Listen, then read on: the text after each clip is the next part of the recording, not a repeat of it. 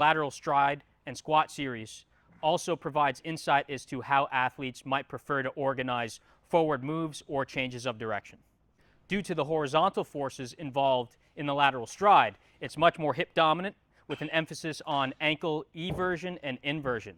While I can't load it the same way that I would a lateral squat, it presents a very unique opportunity to train lateral tension on the outside part of the foot. I'm going to begin by shifting my center of mass forward toward my lead leg.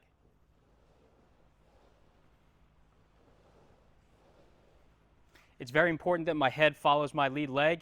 That's how you know you're shifting your weight in the lateral direction. At the end range position, my hips and my torso work together to pull my body back to the starting position. I can look in either direction, left or right, or straight ahead. It just depends on the meaning that I'm trying to apply to the exercise.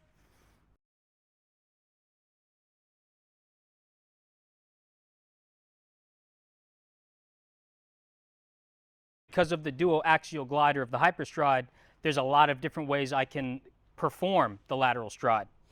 I can start in a neutral hip position, I can start in an open hip position, or I can start in a closed hip position.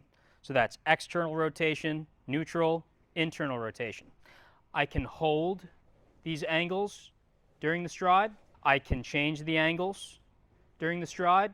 I also have the ability to freely move my torso into an open angle or a closed angle. The regressed style of performing exercise in the lateral plane would be the lateral squat as opposed to the lateral stride. By choosing the lateral squat, the entire dynamic of the exercise has changed. The lateral squat doesn't involve the same horizontal displacement, but rather a vertical drop into a single leg squat pattern. Because of the vertical drop in the lateral squat, it's a much more stable exercise, therefore I can externally load it to a greater extent.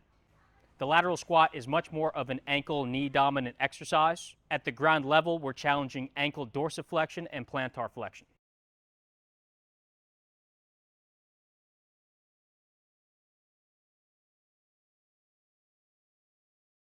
Whether implementing the lateral squat or the lateral stride, both exercises allow you to test, train, and assess fundamental movement skills that not only drive skill-specific performance, but also can be used to inform future training decisions that go beyond the hyperstride system. In other words, when used properly, Mode 1 allows you to improve training intent.